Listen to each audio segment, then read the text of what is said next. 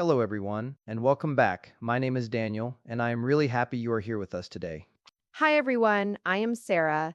Thank you for joining us. Today is going to be a very helpful conversation. Yes, today we are going to talk about something that affects millions of English learners around the world.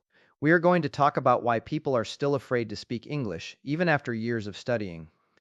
This is such an important topic, Daniel. I have been learning English for a long time, but I still feel nervous when I need to speak. Why does this happen? That is a great question, Sarah, and you are not alone. Most English learners feel this way. The fear of speaking is one of the biggest obstacles in language learning. Let me explain why this happens. Please do. I really want to understand this. The first reason is perfectionism. Many learners believe they need to speak perfectly before they open their mouths. They think every sentence must be grammatically correct, every word must be pronounced beautifully, and they must sound like a native speaker. Yes, I feel this way sometimes. I want to say something, but I stop myself because I am afraid I will make a mistake. Exactly. And this perfectionism creates a mental block. Your brain becomes so focused on avoiding mistakes that it cannot focus on communicating. But here's the truth. Communication is not about perfection, it is about connection. What do you mean by connection? When you speak, your goal should be to share your ideas and understand the other person. If they understand you, then you have succeeded. It does not matter if you use the wrong verb tense or if your pronunciation was not perfect. So I should focus on being understood, not on being perfect? Exactly. Think about native speakers. They make mistakes all the time. They use wrong grammar. They forget words. They say and constantly. But they keep talking because they know communication is more important than perfection. That makes sense. But what if people judge me for my mistakes? That brings us to the second reason people fear speaking. It is called fear of judgment. Many learners worry that others will laugh at them, criticize them, or think they are stupid because of their English. Yes, this fear is very strong for me. I imagine people thinking badly of me. I understand. But let me tell you something important. Most people do not judge you the way you think they do. When you speak English as a second language, most people actually admire you. They respect you for learning another language. Really? I never thought about it that way.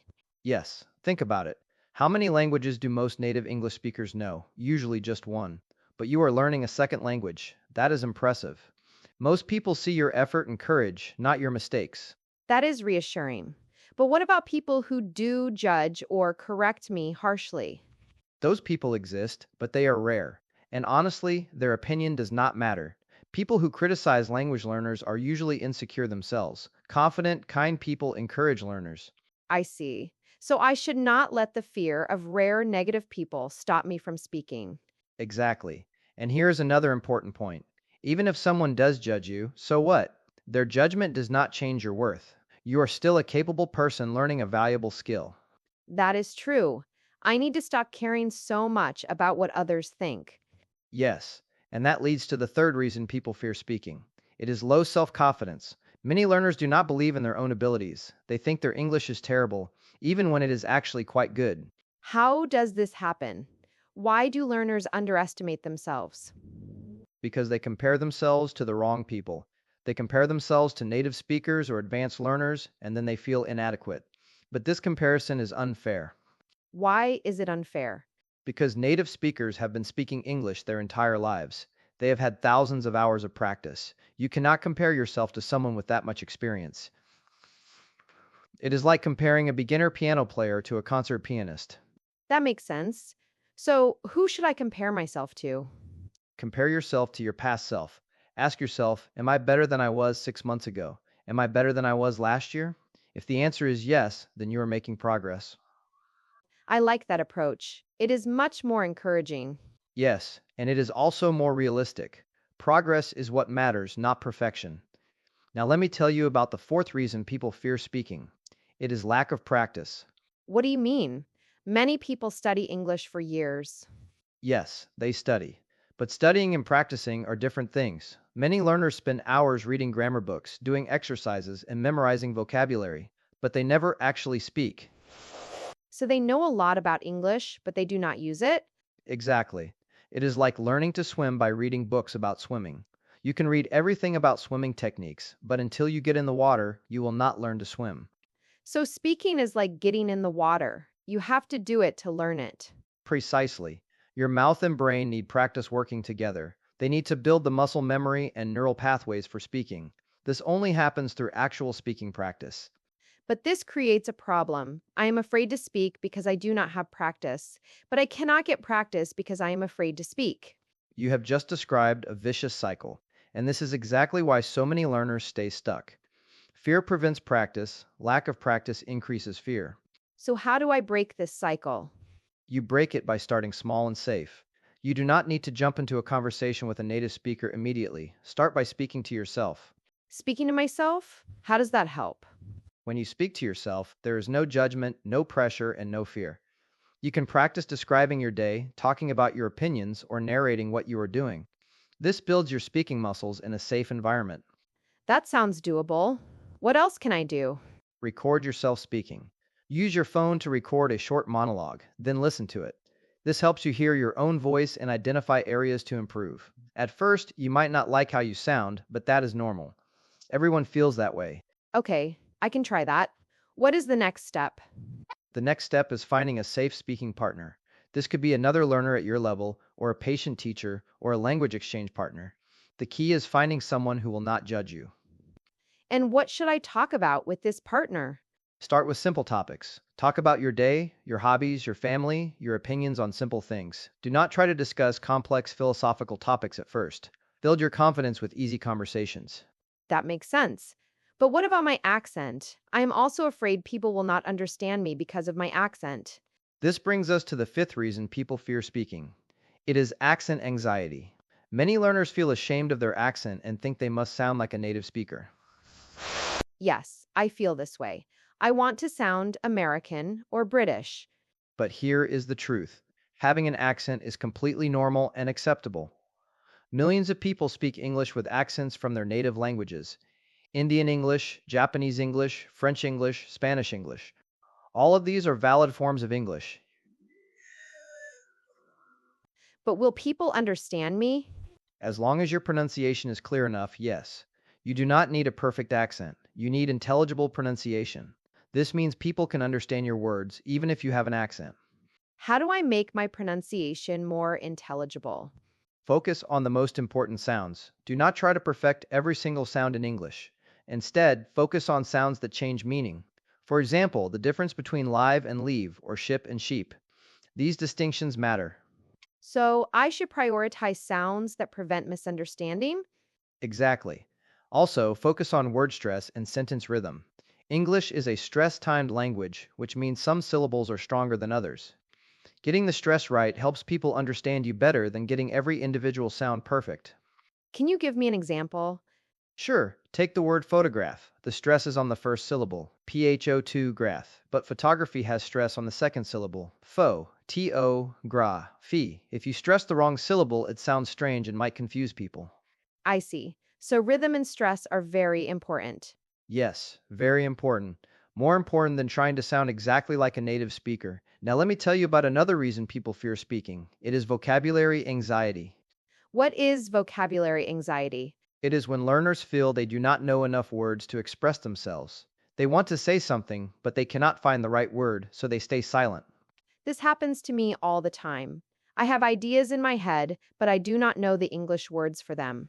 This is very common, but here is an important skill you need to learn. It is called circumlocution. Circumlocution? What does that mean? Circumlocution means describing something when you do not know the exact word. For example, if you do not know the word refrigerator, you can say the cold box where we keep food. Oh, so I can use other words to explain what I mean? Exactly. Native speakers do this too when they forget a word. They say, that thing where you put, and they describe it until the other person understands. That is really helpful. So I do not need to know every word. I just need to find ways to communicate my meaning. Precisely. And the more you practice this skill, the better you become at it. You also learn new words naturally because when you describe something, people often tell you the correct word. So making mistakes and not knowing words can actually help me learn? Absolutely. Every time you struggle to communicate something, you are learning. Your brain is working hard to find solutions, and that effort creates strong memories. This is changing how I think about speaking. But I still feel nervous. What can I do about the physical nervousness, like when my heart beats fast or my hands shake? That is a great question. Physical nervousness is your body's stress response. It happens because your brain perceives speaking English as a threat, but you can train your brain to see it differently How do I do that? through repeated exposure. The more you speak, the more your brain realizes that speaking English is not dangerous. It is just an activity. Over time, your nervous system calms down. So the nervousness will decrease with practice? Yes, significantly. Think about the first time you drove a car or rode a bicycle. You probably felt very nervous, but after doing it many times, it became normal. Speaking English is the same. That makes sense. Are there any techniques to calm myself in the moment when I feel nervous? Yes, several techniques. First, take slow, deep breaths before you speak. Deep breathing activates your parasympathetic nervous system, which calms your body. Okay, deep breathing. What else? Second, remind yourself that this is just practice. You are not performing brain surgery, you are just having a conversation. Lower the stakes in your mind. That helps. It is just practice, not a life or death situation. Exactly. Third, focus on the message, not yourself. When you focus on what you want to say instead of how you look or sound, you become less self conscious. That is interesting. So if I focus outward instead of inward, I feel less nervous? Yes, because nervousness comes from excessive self focus. When you think about yourself too much, you amplify every small mistake. But when you focus on communicating your message, you forget about yourself. This is very helpful advice. But what about grammar? I know a lot of grammar rules, but when I speak, I cannot remember them all. I feel paralyzed. This is what I call grammar paralysis. It happens when learners try to apply too many rules consciously while speaking. Yes, exactly. I think about subject verb agreement, past tense, articles, prepositions, and suddenly I cannot form a sentence. That is because speaking is a real time activity. You do not have time to think about every grammar rule. You need to develop automatic language processing How do I develop that? through massive input and output. You need to hear and read so much English that patterns become automatic. Your brain learns to produce correct sentences without conscious thought. So it is about building intuition, not memorizing rules. Exactly. Grammar rules are useful for understanding and checking your language.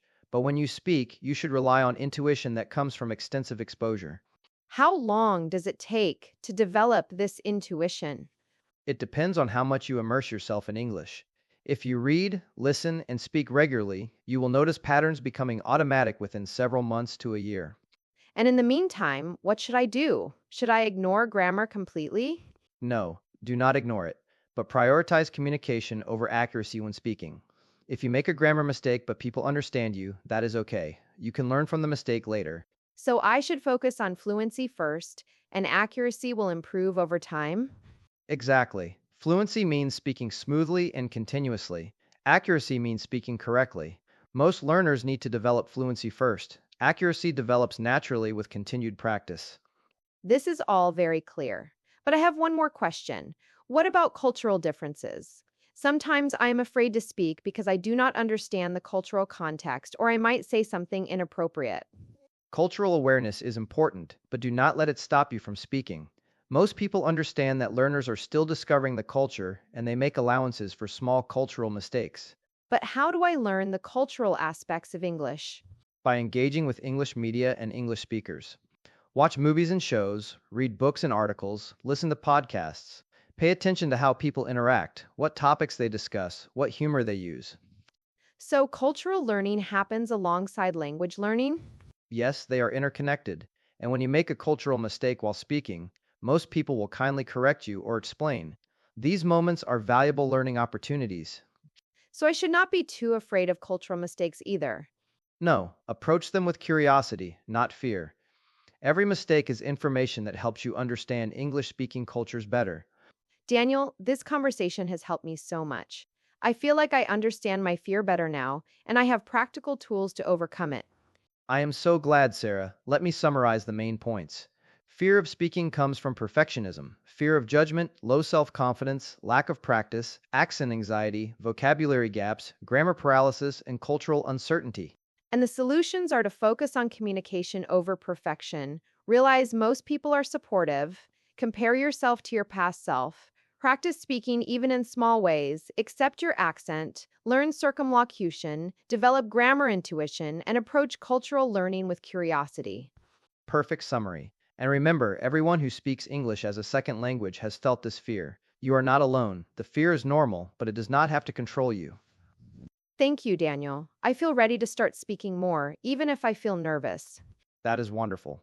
And to everyone listening, remember that your English does not need to be perfect. It just needs to be good enough to communicate. Start speaking today, even if it is just to yourself. Yes, take small steps. Record yourself. Find a patient practice partner and be kind to yourself when you make mistakes. Your fear of speaking will decrease as you practice more. Trust the process and be patient with yourself. Thank you so much for listening to us today. We hope this conversation gave you insight and courage. Yes, we believe in you. You can overcome this fear. You are capable of speaking English. Keep practicing, keep learning, and keep being brave. Goodbye for now, and we wish you confidence and success. Goodbye, and see you next time.